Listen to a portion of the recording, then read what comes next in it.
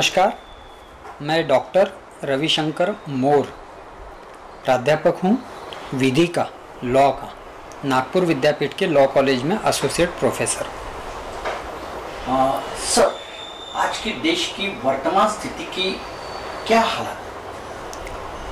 आज हम बहुत ही कठिन समय से गुजर रहे हैं।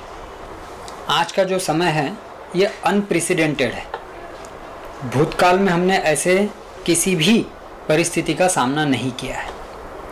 भले ही इमरजेंसी सिचुएशन देखी हो हमने, उसके पहले भी इस देश ने पार्टीशन देखा हो, लेकिन आज की जो विपदा है ये उन सारी परिस्थितियों से भिन्न और गंभीर है, ऐसा मेरा मानना है। और ऐसा मैं इसलिए कह रहा हूँ क्योंकि जो भी विपदा हमारे ऊपर इसके पहले आई है उस सब में हमको पता था कि हम किसके खिलाफ लड़ रहे हैं, हमें कहाँ पहुँचना है।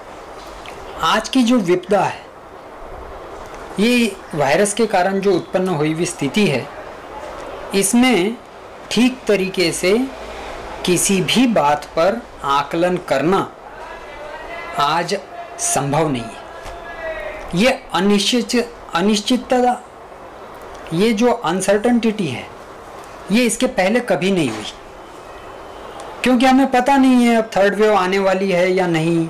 थर्ड वेव आएंगी तो उसका असर किस प्रकार से होगा, कितने संसाधनों की आवश्यकता होगी। तो एक विधि का ज्ञाता या एक सर्वसामान्य नागरिक के तौर पर मैं कहूँ तो ये बहुत ही अनिश्चितता भरा हुआ समय है और जिसका किसी भी प्रकार से आकलन करना या पूर्व नियोजन करना एक तरीके से असंभव प्रतीत होता है।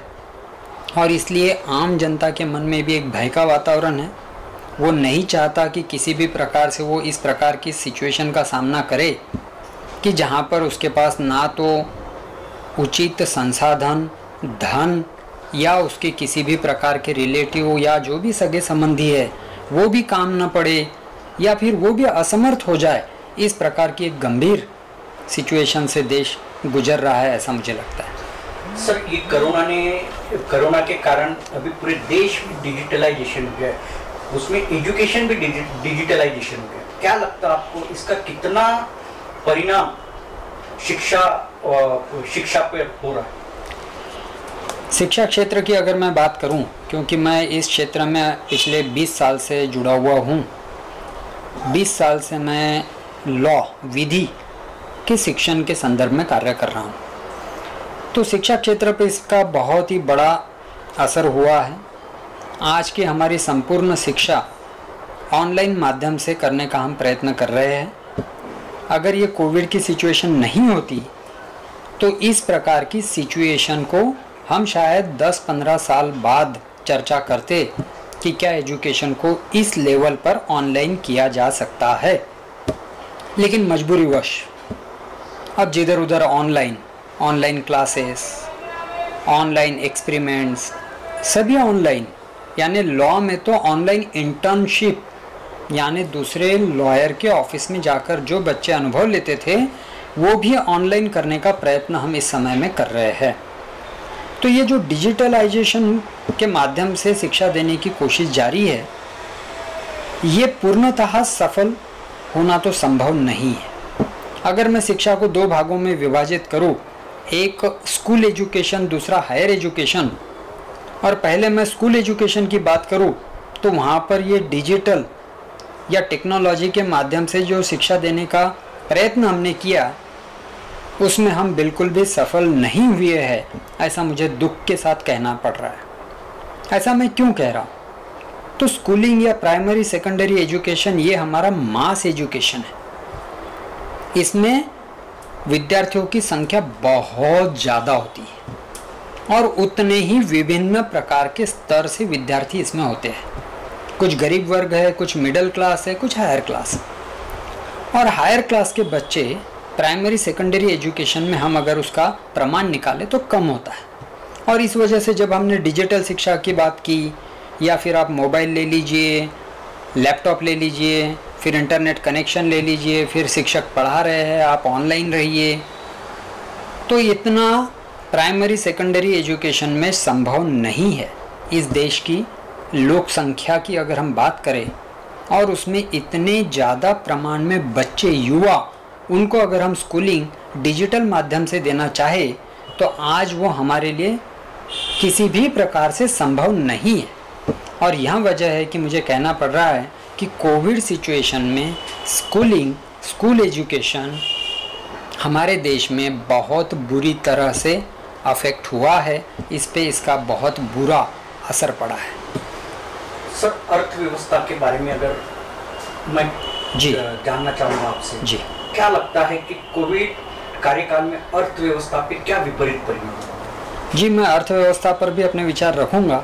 अगर आपकी परमिशन हो तो मैं हायर एजुकेशन पर भी थोड़ा सा बोलना चाहूँगा। ये तो पहला भाग हुआ स्कूलिंग के डिजिटल ट्रांसफॉर्मेशन हम इतने जल्दी नहीं ला पाए या संभव ही नहीं है। अभी जो रिपोर्ट, इंटरनेशनल रिपोर्ट हमारे सामने यूनेस्को का आया है, उसके हिसाब से करीबन 5 करोड़ बच्चे जो प्रोफिशिएंसी इन रीडिंग इससे अफेक्ट हुए हैं और पीछे रह जाने वाले हैं पिछले 2 साल में, और उसमें एक बहुत बड़ा वर्ग भारत से आता है। तो स्कूलिंग पे तो बहुत विपरीत इसका परिणाम हुआ है। हमने देखा कि 10वीं 12वीं की शिक्षा हम परीक्षाएं तक नहीं ले पाए। अब अगर मैं बात करूँ हायर एजुकेशन की, तो हायर एजुकेशन में जो बहुत प्राइवेट यूनिवर्सिटीज़ है जहाँ की फ़ीस लाखों रुपए होती है, वहाँ पर तो डिजिटल माध्यम से शिक्षा निरंतर चलती रही। कोविड में उसका बहुत ज़्यादा डिसरप्शन नहीं हुआ। लेकिन जो पब्लिक यूनिवर्सिटीज़ है, जैसे हमारी यूनिवर्सिटी जिसमें हम काम करते हैं, नागपुर विद्यापीठ विश्वविद्यालय, यहाँ पर हम देखते हैं कि मास एजुकेशन होता है, लाखों विद्यार्थी पढ़ते हैं। यहाँ पर हमारे स्टूडेंट सिर्फ शहर से नहीं आते, तो दूर दराज के गांव में भी रहने वाले विद्यार्थी नागपुर विश्वविद्यालय में शिक्षा प्राप्त करते हैं। अब इन बच्चों के पास भी वहीं डिजिटल माध्यम से शिक्षा लेने के पर्याप्त साधन नहीं है। आज भी उनके पास वो हाई स्पीड टेक्नोलॉजी के साथ मोबाइल, लैपटॉप या घर में है तो बहुत लिमिट मात्रा, बहुत थोड़ी देर के लिए उनको उपलब्ध होते हैं। जब तक पापा ऑफिस के लिए निकल नहीं जाते तब तक मोबाइल है, उसके बाद में नहीं है। तो इस प्रकार से डिजिटल माध्यम से हायर एजुकेशन भी, जो कि पब्लिक एजुकेशन है, अफेक्ट हुआ है। जहाँ पर हमको इन पर्सन जो वैल्यूज ट्रांसमिशन की बात एजुकेशन में आती है, वो तो पूरी तरह से अफेक्ट हो गया। ठीक है, डिजिटल माध्यम से हमने नॉलेज एक जगह से दूसरी जगह यानी स्टूडेंट को हमने पास ऑन कर दिया, लेकिन जो हमारे अनुभव से, हमारे आचरण से बच्चे सीखते थे क्लास में, वो पूरी तरह से ख़त्म हो गया है। क्योंकि कॉन्टैक्ट्स नहीं है, कॉन्टैक्ट क्लासेस नहीं है, क्लासरूम टीचिंग नहीं है, तो शिक्षा पर बहुत ही बुरा असर, वो फिर स्कूलिंग हो या हायर एजुकेशन हो, उसका इस कोविड के कारण हुआ है, ऐसा मेरा मानना है। अब रही बात इकोनॉमी की, इस मुद्दे पर अगर हम चर्चा करना चाहते हैं तो मुझे लगता है कि देश बहुत कठिन समय से गुजर रहा है। कोविड की दूसरी वेव आने के बाद एक भय का माहौल आम जनता में आज है। मिडिल क्लास में है, हायर क्लास में है, पुअर क्लास में। वो भय का माहौल इसलिए है कि अगर हम इस बीमारी के चपेट में आ जाएंगे तो या तो हमारे सगे संबंधी से हम बिछड़ जाएंगे, हो सकता है कि घर में जो एकमात्र कमाई करने वाला व्यक्ति है वो कल हमारे बीच में ना रहे, ये एक भय है। और दूसरा भय कि पैसे की आवश्यकता होंगी तो हम कहाँ से लाएंगे, पैसे कहाँ से उधार लेंगे, कहाँ से पैसे की अरेंजमेंट करेंगे। और इस भय की वजह से मुझे लगता है कि लोगों के खर्च करने की आदत पर इसका विपरीत परिणाम होने वाला है। और किसी एक रिपोर्ट में मैंने पढ़ा भी था कि अगले 18 महीने से लेकर 2 साल तक भारत में खर्च का, जो व्यवहार करने का एक स्वभाव होता है, उसमें एक रुकावट सी आने वाली है। और मुझे ऐसा लगता है कि सभी प्रकार के व्यवसायों के लिए, सभी बिजनेस के लिए अगले 1.5 साल से 2 साल कठिन होंगे। लोग अपनी खर्च की आदत पर ब्रेक लगाने वाले हैं, थोड़ा सा थम कर खर्च करने वाले हैं, और इस वजह से इकोनॉमी पर भी इसका निगेटिव इम्पैक्ट होने की संभावना से नकारा नहीं जा सकता, ऐसा मुझे लगता है। मैं नागपुर की जनता से अपील करना चाहूँगा कि आप समझदार हैं, कोविड प्रोटोकॉल का पूरी तरह से पालन करिए, अगर अति आवश्यक हो तो ही घरों से निकलिए, लेकिन इसके साथ ही घबरा मत जाइए। आप अगर घबरा जाएंगे तो हो सकता है कि आप अपना कार्य ठीक से नहीं कर पाएंगे, व्यवसाय ठीक से नहीं कर पाएंगे।